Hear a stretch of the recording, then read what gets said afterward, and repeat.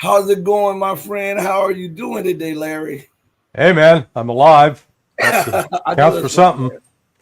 man. I'm thankful again, Larry, for you coming on the show short notice. And I wanted to skip the intro, man, because seriously, you kick butt, and I just want to get your insight on a lot of things that's going on, Larry. Happy to chat, brother. Um, I noticed that Israel bombed Lebanon today, Syria yesterday, and the United States bombed the Yemen with B-2 bombers, the United States and the UK. Do you think that was coordinated revenge? Well, yeah, I mean, they coordinated it in the sense that they're sharing with each other information about which targets, what they're going to hit. But this is uh, this isn't fundamentally changing the strategic picture. Mm. You know, the U.S. has been bombing, shelling, striking Yemen now for good Lord, 11 months, 10 months at least. And what have they accomplished? Nothing. Red Sea still shut down. So Mhm. we're realizing we got some limits to our military power. Um, we're really equivalent to a disabled person with some physical limitations Mhm. that's running around beating up people that are in wheelchairs that are even more disabled. And we're really good at beating up the people in wheelchairs. Mhm. But when you come up against an able-bodied person, all of a sudden get your ass kicked, and that's what's been happening to us. We struggled. We didn't win in Iraq, we didn't win in Afghanistan. If victories counted as you end up taking control of the country, creating a government that is in charge and rules, and that government has friendly relations with you. We don't have that. Uh, Mhm. I don't think you could go into Iraq now and have people say, "Yay, USA, all the way, we're with you." No. Um, and then Israel is just uh, it's horrific what they're doing. They're a monstrous regime. There's no other way. I mean, they are as bloodthirsty and murderous as anything. I mean, I do liken them to Hitler's Nazi Germany, but on much smaller scale. Mhm. But the way they conduct themselves is they can attack anybody, anywhere, anytime, without regard to the consequences, including attacking UN peacekeepers, and then accusing those peacekeepers of being the problem. It's remarkable. And I was thinking as you were talking that the United States, Great Britain, and NATO went into Libya under this pretense of responsibility to protect, and yet Yeah, they are allowing tens of thousands of women, children, and elderly people, along with men, to be slaughtered from Gaza to Syria to Iraq to Lebanon. I mean, and there's no outrage from the Western leaders. There's no outcry from the Western leaders as if um, when Iran put down or suppressed a Western inspired coup attempt with the color revolutions, there was in every hour of every day, there was condemnation of Iran doing what by law it should do, and that's protect the sanctity of the state. Yet nobody is screaming to the top of their voices or to the top of their lungs about the mass slaughter of people in Gaza. Don't forget about the West Bank because there's going on this going on there. What about the taking out of whole blocks in Lebanon, and then yeah. uh, the strikes across Syria? This seems to me, and you may disagree with me, but this seems like this is coordinated with the United States because Israel is attacking um, different countries and different uh, resistance groups that America had on her list to take out for years, and America supplied the weaponry before these strategic strikes. It seems like they're right in concert. The UK, the US, and Israel. Well, I agree with you that the United States is both a facilitator and an enabler of Israel. We're like the person that gives someone who's psychotic a gun and ammunition. We're the one that gives the drug addict the fentanyl, the heroin, the crack. But Israel's the one actually calling the shots. Yeah, I mean they're gonna they don't care what we say. They don't care what our views are because they know they've got us. They own us. We're completely under their control for the most part. At least they bought the Congress. So what Israel's doing right now, they are under the possession. Think of it like demonic possession, exorcist territory, where you've got these fanatical Zionists, these people who insist that God gave them this land 3,000 years ago, and that they are entitled to it, and that it doesn't matter if anybody else has been living there the last 200-300 years, or their family's been there 200-300 years. Doesn't matter. They're scum. They're Amalek. They're subhuman. They need to be destroyed. They need to be removed, and all of that belongs to the Zionists. And I always draw a distinction between Zionism and Judaism, because many of the things embraced by the Zionists are actually a repudiation of the ethical code of Judaism. So the people like Ben Gvir and Bezalel Smotrich, they'll tell you right up front what their goal is. They'll eliminate the existing native populations in Iraq, Syria, Lebanon, Jordan, and Saudi Arabia. They want it all that belongs to Israel. This land is our land. So, well, that is the recipe for all-out war, because you can't keep bombing people with impunity. and what Israel does, and we may get little sanctions from YouTube, but I really don't care anymore. But they're bombing people, and then they're blaming the victims for being bombed. And I was looking at a journalist. I want to play this clip for you. This journalist finally asked a legitimate question to an official in the U.S., and the guy danced around it. I just want you to see this. Where is the clip? Right. All right. It's a short clip, but they asked the question about how the United States would react if somebody had limited strikes in the state of Washington or something like that. And the military official, he danced around the reaction of America and what America would do if someone said they had limited strikes within the United States. I want you to listen to this, Larry. Washington, D.C. is being bombed every night. 60 million Americans have to flee their houses, quarter of the nation.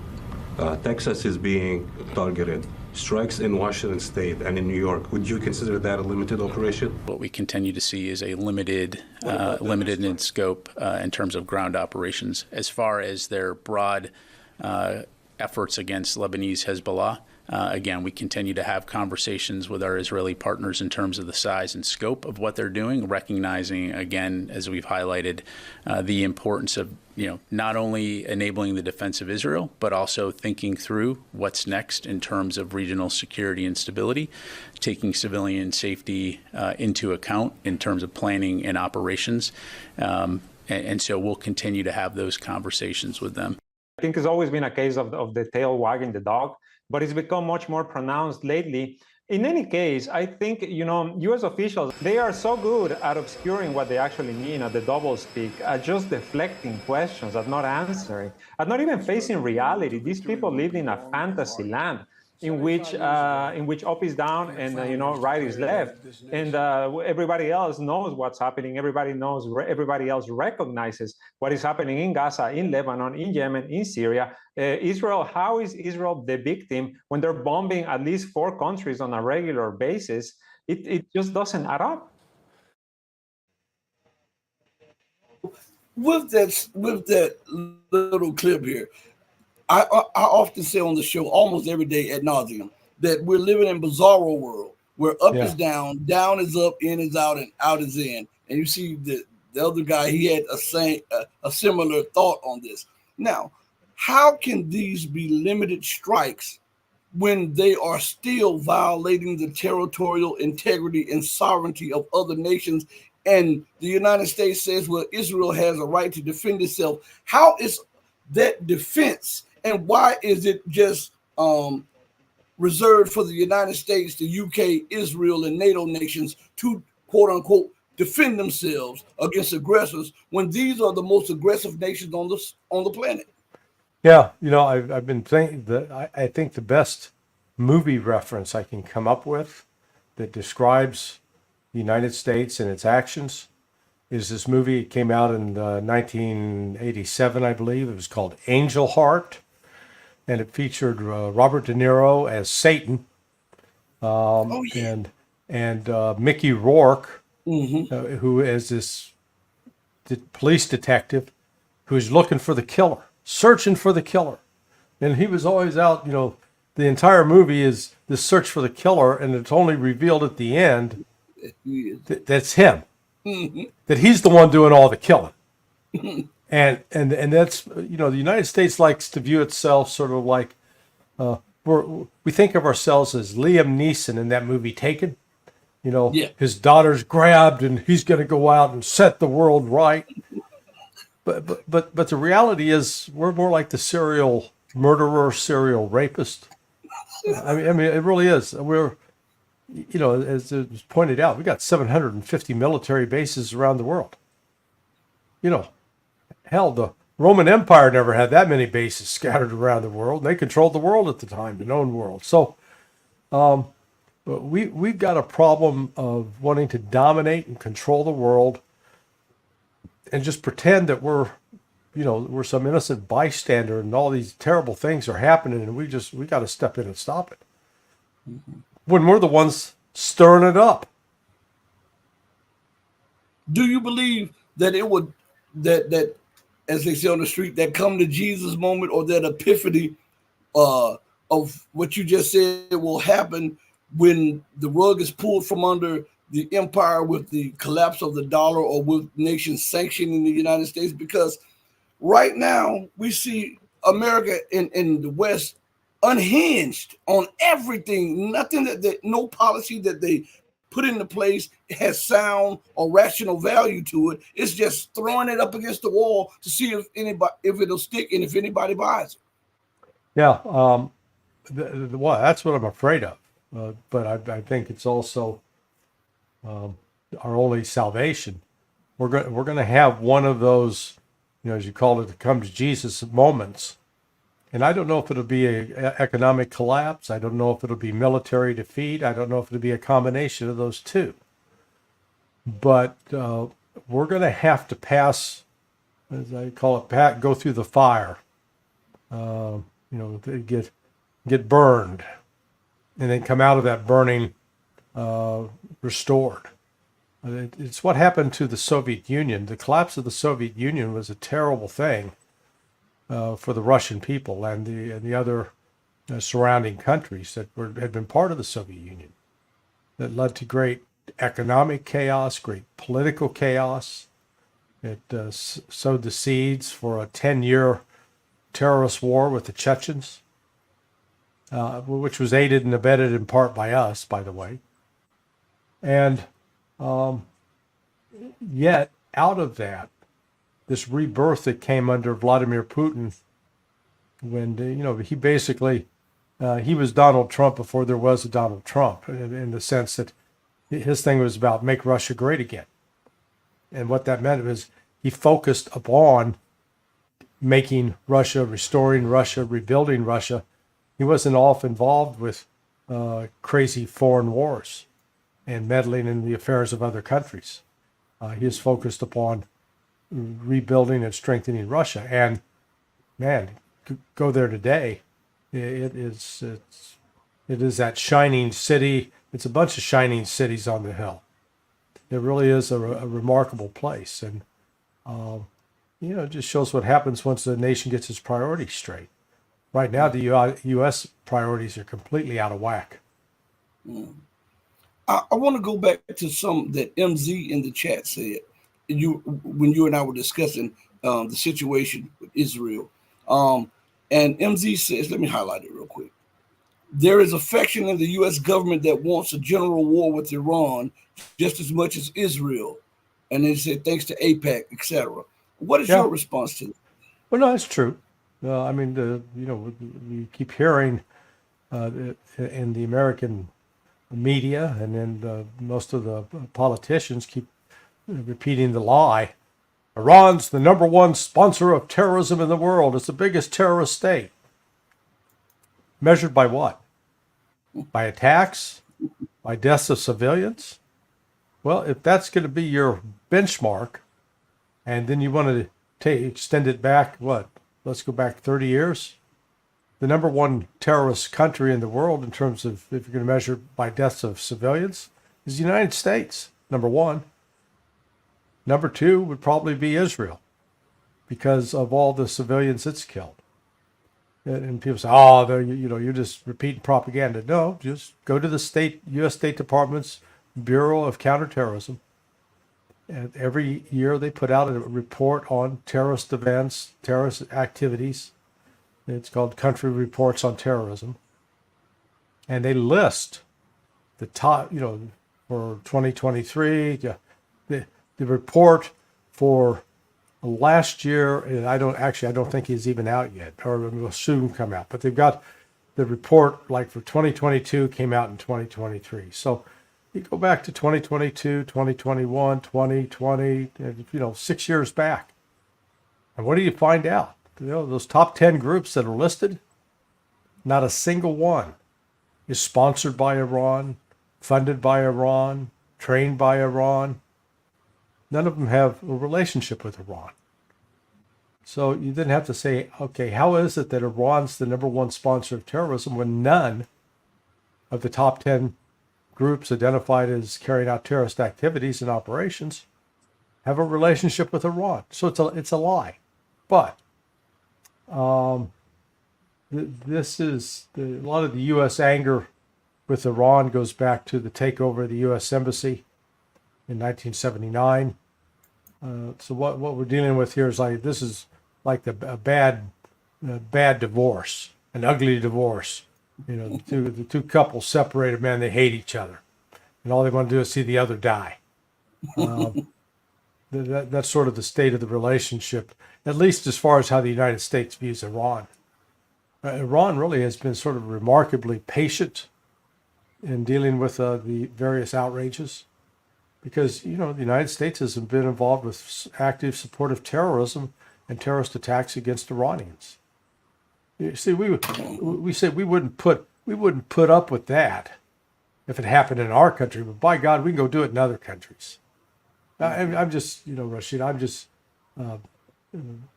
fed up with the hypocrisy and the false sanctimony that reeks from what the United States has become. I believe that is the thought, the pervasive thought that is now spreading across the globe. I believe that everybody is fed up with this. I'm the city that sits upon the hill, that rules for thee and not for me. Do as I say, not as I do. This U.S. UK imperial policy. But I want to ask you something about how long do you think Iran's patience will endure? Because America has put U.S. troops as tripwires for what's going on in the Middle East by deploying more troops and deploying. And Larry, you told me that was going to happen about deploying there. You told me it was going to happen, deploying more troops to Israel and the the weaponry transferred to Israel, how long can Iran, being a responsible player, adhering to the JCPOA, um, ignoring a lot of the assassination of his diplomats, his military officials, the scientists, and all of his laureates. How long can that patience last? Because when it comes to the United States, they have zero patience if that were to happen to them. Or, Oh yeah. so Yeah. how long before Iran just says, you know what? If there's going to be war, let it be, and let me act accordingly. Well, I think we'll find out within the next 3 weeks. I don't think Israel's going to delay its response to Iran's October 1st missile barrage in Israel. So once Israel responds, and if they attack Iran, whether it's with planes, missiles, or a combination of the two, then Iran's going to retaliate immediately. And when I say immediately, it may be the same day, it may be the next day, but they're not going to wait around. It's going to be, this will be a full-on brawl, cage match. And when that happens, depending upon what Israel strikes and what role the United States is seen playing, Iran could immediately begin attacking U.S. military bases there in the Gulf. And what are we going to do about it? Well, we're going to send over some B-2 bombers, some B-1, whoever, and do what?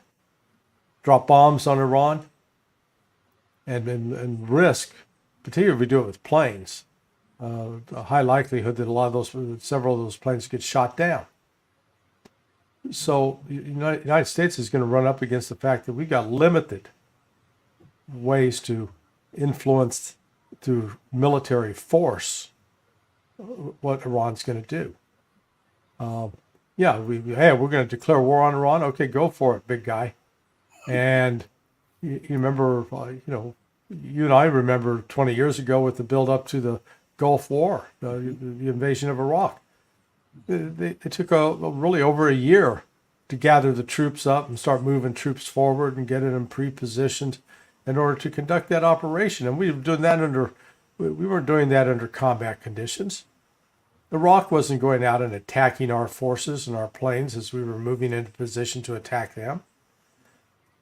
But if we try to do that now, all movement of U.S. forces out of continental United States, the military jargon is CONUS, would be attacked and possibly destroyed.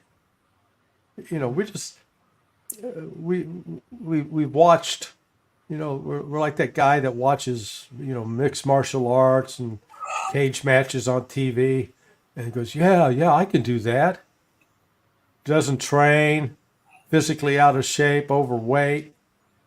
Yeah, and then they try to step into the cage, man. You get butchered in probably 20 seconds. And that's unfortunately where we're at right now as a country. Well, we think that we're this fighter in our prime, and man, we're pretty hosed up. An example is just the other day. You remember those 2 Navy SEALs that fell off? They tried to board a ship in the Red Sea in January. Yes. And fell out in the water, drowned. Well, they finally issued a report on that. Well, it turns out that these 2 SEALs had never had any kind of training to climb on board a ship like that at night in heavy seas.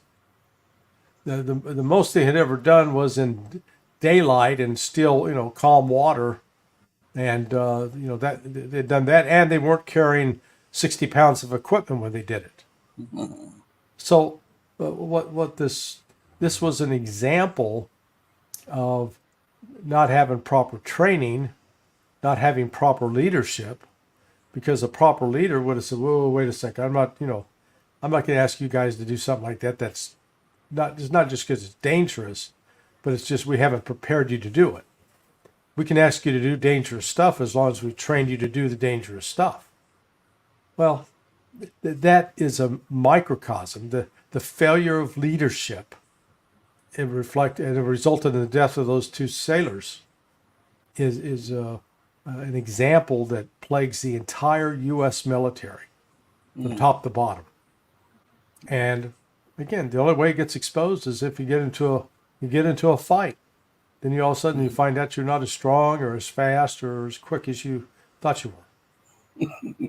I want to play this short clip. I know time's limited, but I want to play this short clip that bears witness to what you said about Iran's response. And here it's about a minute. So, as the IDF intensifies its assault on Lebanon, Israel's cabinet has been planning to convene to consider authorizing a retaliatory attack against Iran. Meanwhile, as the tensions boil over, sources in Iran say their nation is fully prepared for any further escalation.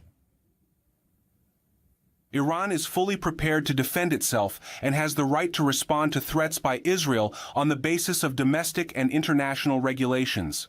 In case of an Israeli attack on Iranian oil facilities, the Islamic Republic will respond by targeting 3 main oil refineries of Israel, and in case of an Israeli attack on Iranian power plants, Israeli power plants will be destroyed. In case of an Israeli attack on Iranian nuclear facilities, in addition to a strong Iranian attack on Israeli nuclear facilities, Iran will revise its nuclear doctrine, and if any civilians are harmed and civilian areas are targeted by Israel, Iran's armed forces will provide a response at the same level. Well, be sure to stay tuned as we keep a close eye on the unfolding events, bringing you in-depth analysis and the latest updates as they occur. So Iran said that they will strike back quickly. I want to ask you, Larry. Pay attention to what they said. They're going to do tit for tat. Mm-hmm. You hit our military positions, we'll hit yours. You hit our power structure, we'll hit yours. You hit our oil refiners, we'll hit yours. You hit us with nukes, we're going to revise our nuclear doctrine. That means they're going to build nukes. Mm-hmm.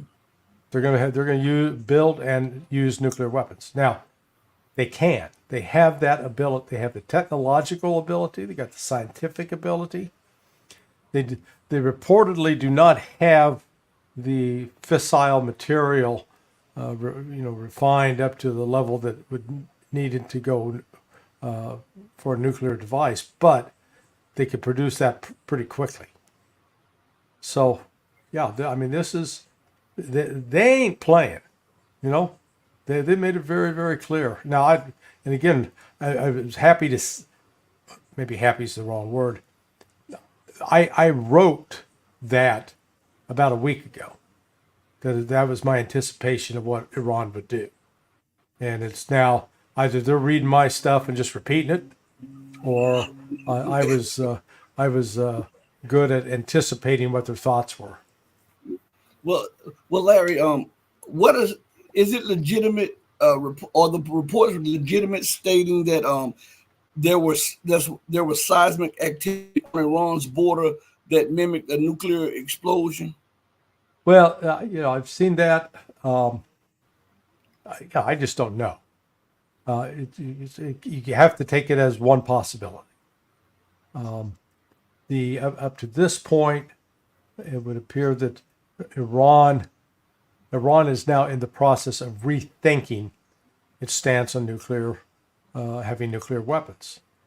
In the past, they didn't do it, didn't move forward, not because they lacked the technical skill, but because from a religious standpoint, the supreme leader, the Ayatollah Khamenei, and prior to him, Ayatollah Khomeini, and they said it was against the tenets and principles of Islam. Now I think they're looking back saying, okay, these people are going to destroy us. It's going to be eye for an eye, tooth for a tooth, and we're going to have to do this to defend ourselves and to defend Islam, is how they're going to view it. So, this is, again, one of those real ironies where the very thing Israel says it wants to avoid, it's creating. Well, I heard that the U.S. after that the U.S. may have sent some sniffer planes close to see if there was any radioactivity fallout, and they didn't find any radioactivity fallout. Could it be them testing a fab bomb? You know, the father of all bombs that maybe Russia could have transferred to them because fab bombs have the fallout. I mean, have the explosiveness of a nuclear bomb without the radiation fallout. Yeah, I mean, well, they've got there are a variety of different explosives that have, whether with great blast effect. I know Russia's developed something like a 9,000-pound thermobaric bomb. I mean, good Lord. So some of these can go off with, and cause enormous damage, and blast effect, heat effect, without the radioactivity. So, but Iran. What's clear is that since the murder of Hassan Nasrallah, Iran has embarked on an intense campaign or operation to build up their national defenses with assistance from Russia, because I think they've finally realized they're going to be going to war with Israel. They can't be avoided because Israel doesn't want to avoid it. So this is all going to end very badly, and I fear it's going to happen before the presidential election. Closing question: was the Israeli chief of staff killed in that drone strike on Israeli military bases? And if so, is that a sign of what's to come in this upcoming regional conflagration? I don't know. It was initially reported as a possibility. They've not tried him out in public to say, hey, those reports that I'm dead? I'm not. So there may be some truth to it. The fact that he has not appeared in public, as far as I know. So this notion that they can assassinate, again, you can kill your way out. Israel cannot kill its way to peace. The military activities have to be part of ultimately a political solution. And I guess what they're hoping is that they can get the Palestinians into a position where they feel they have no other choice but to surrender. I don't see that happening. And Israel does not have the ability to fight a long war of attrition. It will decimate it. And I think both Hamas and Hezbollah and Houthis, that's what they're banking on. They can hang in there a lot longer than Israel can. So what is closing out, Larry? What does that mean for the United States? Because she doesn't have the financial position that she once had, and her military is stretched globally, and she wants to face China next after losing in Ukraine, and now positioning herself as a tripwire with between Iran and Israel. Well, here, let me see if I can find this. Got this from a buddy. He was attending the Army conference. It's an annual event. It's called AUSA in Washington, D.C. And he said, I found out the Biden administration has restricted sales of Patriot missiles so they can direct where to and limited resources. 17 countries have Patriot, and they can't order more missiles. We lost the surge capability, which used to be built into contracts as part of the peace dividend when the wall came down. In other words, you know what? We can't deliver the goods anymore. We've run out. We're that old Mother Hubbard, and the cupboards are bare. Larry, thank you again for the. Hey! But before you go, I saw one of your commenters asked about the anti-war movements of the 60s and 70s. Yeah, that was Shelley. Let me put it back here, up here. I was going to say that, but then it slipped my mind. Me asking you, so I was coming back to it, but the time I looked up in the time. Yeah, the anti-war movement really had died down by 1972 because the U.S. was coming. U.S. was getting out. It was we're done with Vietnam. It just the final chapter hadn't been played. That took until 1975 when people were scrambling off the roof of the embassy in Saigon. But the anti-war movement, when it sprung up, the Washington, D.C. establishment tried to portray it as an arm of the Soviets, that it was a communist-inspired movement, that it was subversive. They couldn't accept the fact that there was actually people who were against the war. But it really, the college kids, a lot of careers, future political careers were born out of that movement. People like Stokely Carmichael. But the protests played an important role in forcing a change in U.S. policy. Same thing needs to happen now with respect to our policy towards Israel, for example, towards Ukraine. But I don't see the same swell of student activism. There's, I guess, too much at stake for them. They fear getting shunned on social media or prevented from getting jobs when they graduate. But that was a dynamic time in American history, and it was we forget how violent it was too. With the you had in pretty rapid succession the murders of Dr. Martin Luther King, and then Robert F. Kennedy, and that was sort of the decade. There's been some attention paid to the attempts to assassinate Donald Trump, but man, you had the murder, assassination of Medgar Evers, civil rights activists, and you had also the murder of John F. Kennedy, and then it went on with Martin Luther King, Robert F. Kennedy. Ugly decade in that regard, and meanwhile the United States was out promoting mayhem and murder in Vietnam. Mm-hmm. So, do you think with the death of the so-called peace movement, this is the death of America? Yeah, well, our obsession with war is going to kill us. I'll put it as bluntly as that. We keep saying that we're out fighting for democracy, fighting for freedom, but what we're really fighting for are higher stock prices for Raytheon, Northrop Grumman, Lockheed Martin,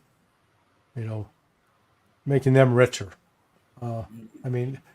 Think about this. In the last 10 years, the price of Northrop Grumman stock, it went from about $130 in 2014 to now it's over $530 10 years later.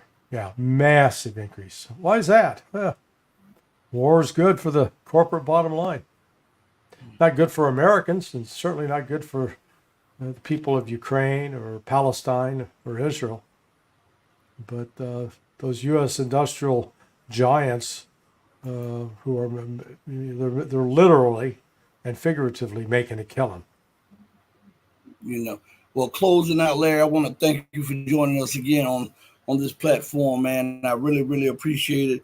And as always, you go right to it. And I was thinking in closing how you were saying the stock prices have increased, and it proves once again that these people choose money over lives. These are the definition of Satan themselves when they become an obstacle or opposition to the growth of humanity or the security of humanity. It's just unreal. Yeah, well, it's our country. It's our MO, man. When we make the right to kill an unborn child, when that's our big thing, that says everything about your values as a people. You know what? And I just the anti-abortion commercial I want to do, nobody let me do it. Is okay. Do you remember that you remember that Dave Chappelle comedy bit where he was the head of the Ku Klux Klan? Yeah, He yeah. was blind. Oh, okay. Yeah, it was hilarious. So what I'd like to see is, the guy in the hood standing up saying, I used to be against abortion, but now that I realize that most of those aborted babies are black, I'm all in favor of it, and I think we need to stand with the pro-abortionists. I think because it is true. Apparently the majority of abortions in America are killing black babies. Yeah. You know what? Where's the civil rights movement on that, dude? Yeah, it was hilarious. Larry, you got me thinking about that show too. At the end of the show, and everybody was just laughing a little bit. But at the end of when he divorced his wife, Yeah. and they, Oh God. I was so weak. I know. I was weak with that one. Oh my God, I can't say what they said because YouTube probably would suspend me. But that was hilarious. You brought up a funny skit from Dave Chappelle. Well, all of them was. Yeah, funny. he's the comic genius. Yeah. So. Well, Larry, thank you again, man. I'll check up with you shortly, man. Hey, be blessed and be safe, and thank you. Same to you, Rashid. Later, man. Bye-bye. All right, everybody, hit the like button. Remember to like, share, and subscribe. Do all of that. Tomorrow, join us as we have Scott Ritter on about 10 o'clock a.m., I believe, Central Time, 11 o'clock Eastern Time. We'll have Scott Ritter here tomorrow. We're going to have, in the upcoming week, we're going to have journalists, RT journalists, and it's escaping my mind right now. We're going to have somebody from RT on the show. We're also going to have former Serbian captain of the Army, Mike Mihailovich, on the show in the upcoming week. We're going to have a few more guests on the show. So join us. Hit the like button. Subscribe. Let's beat the algorithm. Okay? On that note, we go out the same way that we always come in, with love in our heart for each and every one of you who love truth. Know that I love you with everything in me if you love truth. But know that the love that I have for you will always pale in comparison to the love that God has for you.